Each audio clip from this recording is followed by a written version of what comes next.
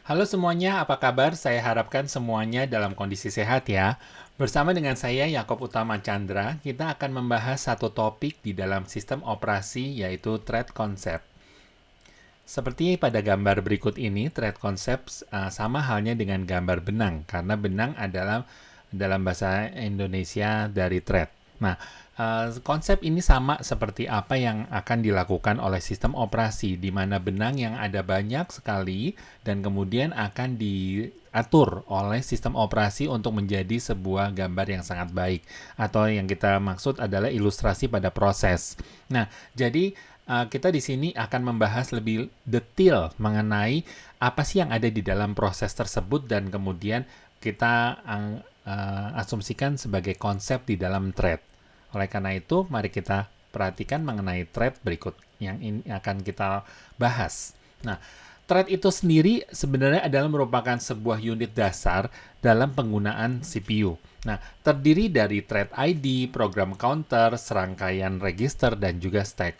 Nah, thread ini merupakan proses yang tradisional, yang kalau di zaman dulu kala, maka proses yang tradisional akan memiliki sebuah thread saja ya, untuk di dalam kontrol tunggal ya. Nah, tetapi jika belakangan ini kita melihat banyak sekali aplikasi yang sudah bersamaan dengan multiprocessing yang seperti sebelumnya sudah kita bahas, maka jika sebuah proses memiliki banyak thread, maka dapat melaksanakan banyak tugas pada satu waktu yang bersamaan.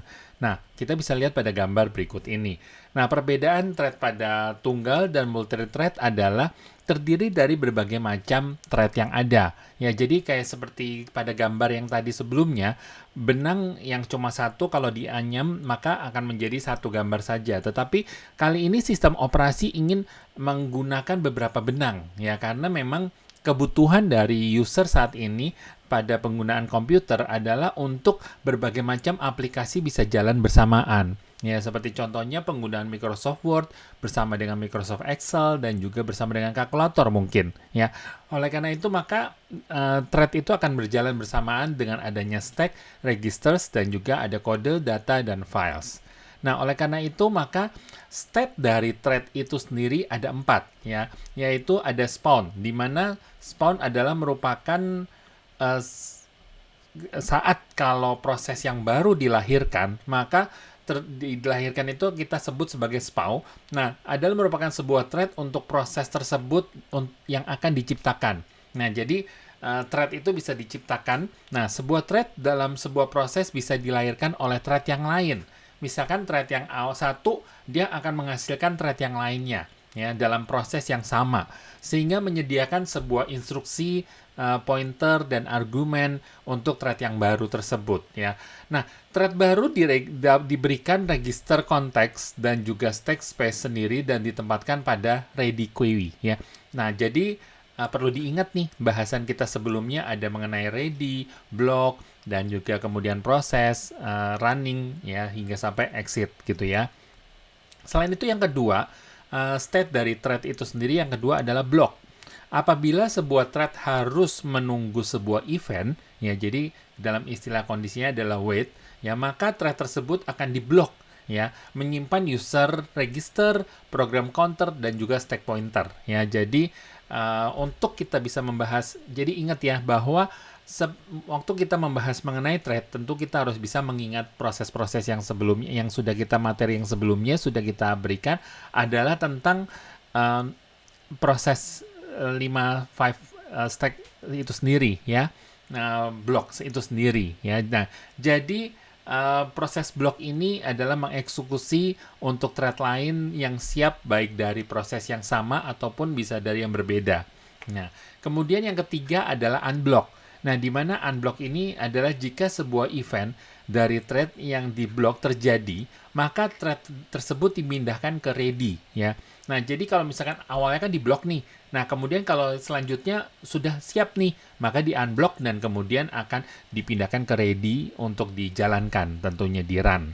Nah, kemudian tentu yang terakhir adalah proses finish di mana thread tersebut saat thread itu sudah selesai dijalankan, register konteks dan stack-nya akan dialokasikan ke thread yang lain tentunya. Jadi, maka akan proses secara berjalan secara dinamis. Masalahnya, sekarang ini banyak sekali proses di dalam komputer yang bentuknya multithreading, ya kan, multithreading, ya, karena harus berjalan bersamaan. Maka kalau kita lihat adalah pada seperti gambar berikut ini, ya. Jadi misalnya seperti contoh ada thread A dan thread B, ya, proses yang bekerja. Kalau kita lihat ada thread A dan kemudian ada thread B, ya. Nah, thread A awalnya sedang berjalan nih. Kalau yang warna hijau ini artinya lagi running nih, ya. Nah, ini kalau kita lihat adalah proses waktu. Jadi proses waktu dari kiri ke kanan, ya. Jadi kalau misalnya kita lihat proses waktu dari awal berjalan, sedang lagi jalan thread A. Nah, kemudian proses B, thread B-nya ini lagi menunggu, ya. Artinya dalam kondisi ready. Nah, akan tetapi ada input-output request di mana dia harus diblok dulu nih, karena akan berjalan proses yang thread B, ya.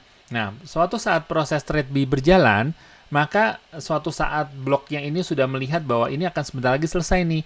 Thread A akan melakukan request complete, ya, sehingga dia akan menyiapkan untuk ready, sehingga sampai suatu saat ini selesai. Nah, dia akan masuk ke stage ready terlebih dahulu, ya, kembali ke ready, karena kita belum tahu apakah thread B ini akan digunakan lagi atau tidak. Tetapi thread B ini akan selesai running dan kemudian akan masuk ke proses ready kembali. Nah, sedangkan proses thread A akan berjalan kembali, ya, di proses hijau ini sampai pada ada time quantum expired. Kenapa di sini bisa ada? Karena di sini ada proses created yang baru nih. Ya, jadi ada proses create yang baru untuk sampai ini siap. Nah, maka dia akan running yang proses C, thread C, ya, proses yang kedua. Nah, ini adalah multithreading yang biasanya dialami oleh yang namanya sistem operasi. Oleh karena itu, kita melihat lebih detail, lebih dalam proses yang ada di dalamnya, ya. Jadi, saya harapkan kita tidak bingung lagi nih tentang proses yang ada di dalam dari sistem operasi ini sendiri, ya. Nah, jadi kita bisa melihat bahwa yang namanya proses itu ada di dalam thread, itu ada yang namanya dua jenis thread. Ada mulai dari user level threads dan juga ada kernel level threads, ya. Di mana user level threads ini adalah semua manajemen thread dilakukan oleh aplikasi dan kernel tidak menyadari adanya thread, ya. Setiap aplikasi dapat diprogram dengan multithread, ya, menggunakan thread library, ya. Jadi ada istilah baru nih, yaitu adalah thread library, ya, di mana thread library merupakan sebuah paket rutin untuk manajemen dari user level thread ini sendiri, ya. Thread library berisi kode untuk membuat dan menghancurkan thread, untuk melewatkan pesan dan data antar thread itu sendiri, ya. Jadi tujuannya dari thread library adalah untuk bisa memaksimalkan dari setiap thread yang ada, ya. Jadi untuk mengefisiensikan thread yang ada, maka perlu adanya thread library. Kenapa? Karena supaya untuk bisa sistem operasi berjalan dengan dinamis. Nah, kemudian sebuah aplikasi dimulai dengan sebuah single thread dan mulai berjalan dengan thread tersebut, ya. Aplikasi akan running pada proses running state, ya. Aplikasi tersebut akan melahirkan spawn, ya, sebuah thread baru untuk berjalan dalam proses yang sama. Spawning akan dilakukan dengan memanggil spawn utility pada thread library, ya. Kontrol diberikan ke utility tersebut oleh sebuah yang namanya procedure call, ya. Nah, dengan proses demikian, maka thread library membuat sebuah struktur data untuk thread yang baru, ya. Jadi thread library ini akan membuat yang namanya struktur data, ya. Nanti mungkin kita akan bahas lebih lanjut mengenai ada pembahasan mengenai struktur data tentunya. Tetapi di sini saya akan memfokuskan pada threads-nya ini dulu, ya. Nah, kemudian threads-nya dari struktur data tersebut memberikan kontrol kepada salah satu thread dalam proses yang berada pada ready state. Nah, sehingga menggunakan algoritma penjadwalan seperti yang tadi sudah kita lihat, ya, ada tentang ready dan juga block serta running. Ya, maka ini adalah merupakan salah satu bagian dari user level threads. Nah, kemudian dalam proses yang berada di ready state menggunakan algoritma penjadwalan, ya. Pada saat kontrol diberikan kepada library, konteks thread saat ini disimpan. Dan kemudian kontrol diberikan dari library ke sebuah thread, ya. Konteks thread tersebut dikembalikan di restore dan juga konteks terdiri dari isi user register, program counter, dan juga stack pointers. Intinya adalah kita perlu memahami bahwa yang namanya di dalam user level threads itu user akan melihat secara proses waktu yang berjalan bersamaan, sehingga intinya ada yang namanya thread library tadi seperti yang dikatakan ya. Thread library tujuannya supaya adanya struktur data yang tersimpan agar user akan melihatnya proses itu secara bersamaan, secara dinamis ya. Tetapi berbeda dengan halnya pada kernel level thread ya, di mana semua manajemen dari threads yang dilakukan oleh kernel pada bagian ini tidak ada kode manajemen threads di dalam level aplikasi. Karena di mana sebuah Application Programming Interface atau API untuk fasilitas kernel threads ini diadakan ya. Nah, sebagai contoh adalah Windows. Windows merupakan contoh pendekatan pada kernel threads ini ya. Nah, kernel mengelola konteks informasi untuk proses-proses secara keseluruhan dan untuk individu threads dalam proses itu sendiri. Nah, di dalam kernel ada yang namanya penjadwalan. Nah, sehingga penjadwalan oleh kernel dilakukan pada basis thread. Ada pendekatan yang dilakukan. Seperti contohnya, kernel dapat berjalan secara simultan ataupun thread di dalam blok kernel dapat menjadwalkan thread yang lain juga pada proses yang sama, ya. Nah, untuk lebih jelasnya mari kita lihat pada gambar berikut ini. Nah, di dalam gambar berikut ini maka kita melihat ya, ada contoh untuk user level threads, ada A, B, C, dan D. Pada kondisi di awal, gambar tersebut merupakan contoh hubungan antara penjadwalan thread dan penjadwalan proses. Ya, jadi ada 2 threads dan 1 proses. Nah, yang terjadi pada gambar A, di mana thread 1 itu ada kondisi yang ready dan thread 2 ada kondisi yang running, dan proses B maka akan menjalankan proses running. Nah, di dalam proses B, di dalam gambar B ini, thread 1 ini masih dalam kondisi ready, dan thread 2 ini dalam kondisi running. Nah, dia ingin menjalankan proses yang thread 1, maka thread 2 dia akan melakukan block. Akan dilakukan block, ya. Nah, kemudian kita masuk ke dalam proses yang ke C, nah, di mana akhirnya dia sudah ready nih, ya. Maka thread 1 ini masuk ke ready, runningnya kan sudah diblok nih yang ke thread 2 ya. Nah, baru masuk ke D ya. Kita ngelihat thread satunya lagi running dan thread 2-nya lagi blok. Maka proses yang di B-nya akan running karena lagi running thread yang pertama gitu ya. Jadi user level threads akan melihatnya seolah-olah secara dinamis. Dia tidak melihatnya secara by waiting ya, tetapi akan melihatnya lebih ke arah dinamis. Jadi di sini kita akan melihat bahwa user level threads akan menjadi semakin lebih kelihatan dinamis ya. Oke, mudah-mudahan bisa dipahamin. Nah, belakangan ini sudah sistem operasi akan semakin berkembang, semakin banyak, sehingga adanya kombinasi antara user level threads dan juga kernel level threads. Nah, sehingga kalau kita ngelihat ada penciptaan threads yang dilakukan secara komplit oleh user, seperti penjadwalan dan sinkronisasi thread dalam sebuah aplikasi. Nah, tetapi juga ada yang dalam waktu yang bersamaan juga ada multiple threads dalam aplikasi yang sama dapat berjalan secara paralel. Nah, sehingga di dalam paralel tersebut pada multiprosesor dan sebuah blocking system call tidak perlu blok seluruh proses tersebut, ya.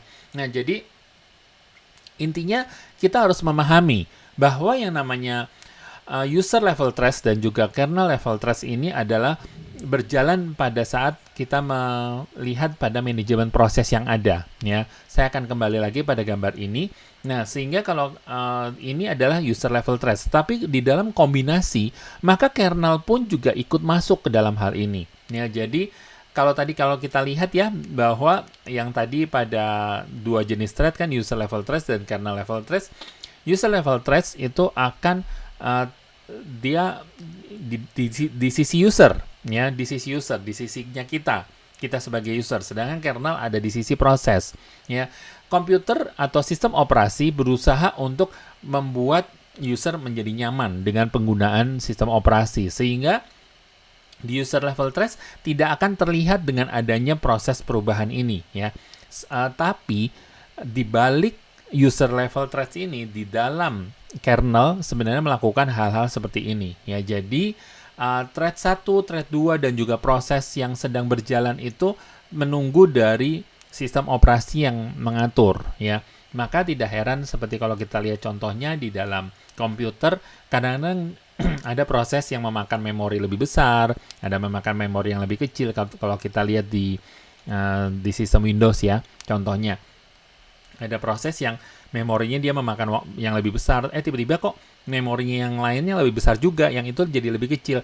Ini yang terjadi sebenarnya adalah user level threads, di mana anyaman dari benang-benang tersebut diatur oleh sistem operasi atau yang istilahnya di dalam kernel level threads ya. Jadi ini akan menjadi semakin lebih dinamis. Tetapi yang akan kita pelajari, yang saya bahas di sini hanya konsep terhadap threads itu sendiri. Ya, kita tidak lebih dalam supaya tidak lebih bingung tentunya.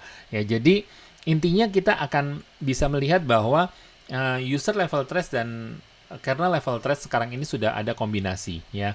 Nah, sehingga seperti yang kita lihat, maka ada multithreading yang seperti ini tadi, sehingga berjalan menjadi lebih dinamis.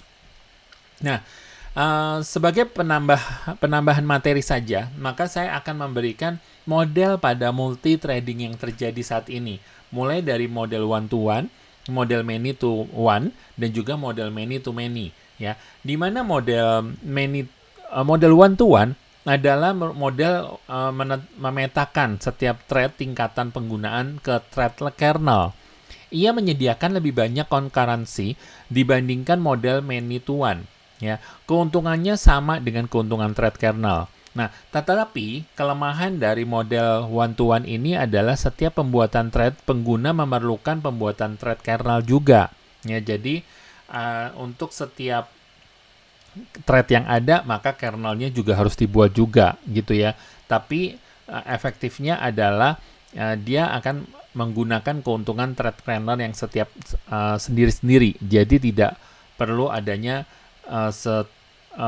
gabungan dari setiap kernel ke dalam satu thread, tetapi dia bisa berjalan sendiri-sendiri ya.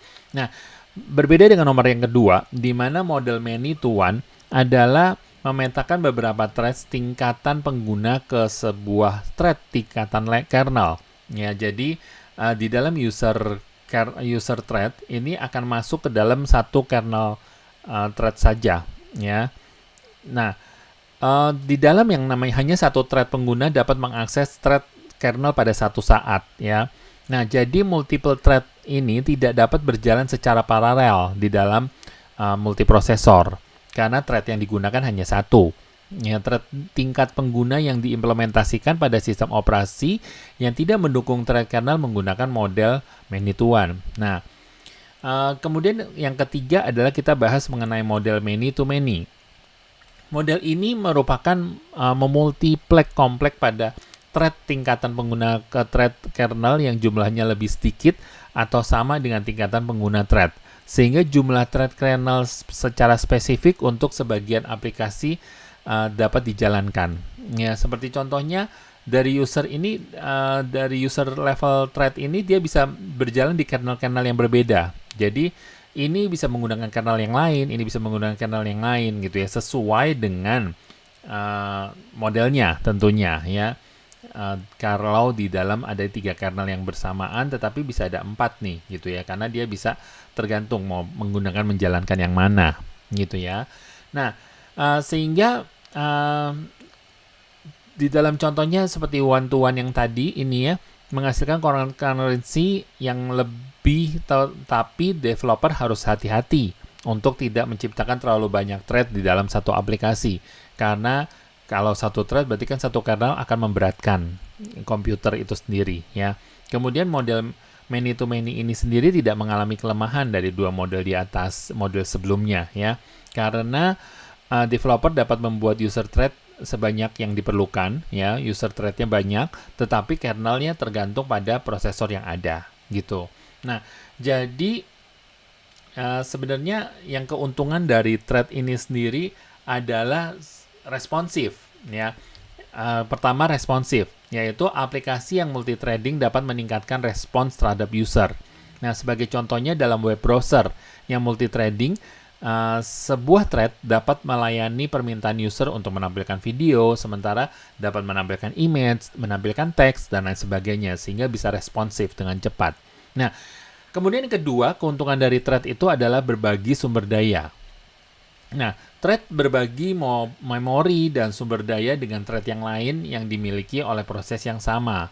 Ya, keuntungan dari berbagi kode adalah mengizinkan sebuah aplikasi untuk mempunyai berbagai atau beberapa thread yang berbeda dalam lokasi memori yang sama. Jadi, karena memori komputernya kan sama ya. Nah, jadi bisa berbagi sumber daya dari setiap thread-thread yang ada. Nah, yang ketiga juga adalah ekonomis. Dalam pembuatan sebuah proses banyak dibutuhkan pengalokasian memori dan sumber daya. Nah, alternatifnya dengan adanya thread ini, maka thread bisa berbagi memori dan sumber daya proses yang memilikinya maka akan lebih ekonomis. Ya. Nah, jadi dengan penggunaan memori yang sama, maka itu akan lebih baik di dalam penggunaan thread. Nah, kemudian yang keempat adalah utilisasi arsitektur multiprosesor. Nah, keuntungan dari multithreading ini dapat sangat meningkatkan pada arsitektur multiprosesor. Apalagi sekarang ini, kalau zaman sekarang ini sudah ada dikonekin pula dengan cloud computing misalkan. Maka tidak terlalu memberatkan dari komputer kita sendiri karena prosesornya ada di cloud juga. Ya, hanya komputer akan memanggil pada arsitektur yang ada di cloud itu sendiri. Ya, dan secara paralel prosesor akan berbeda. Nah, sehingga adanya prosesor di cloud dan juga prosesor yang ada di komputer menjadi semakin lebih dinamis ya. Jadi thread yang akan diciptakan menjadi semakin lebih baik. Nah, inilah adalah pembahasan mengenai thread, konsep thread ya. Mudah-mudahan dapat dimengerti dan sampai di sini dulu pembahasan mengenai konsep thread. Terima kasih, sampai jumpa.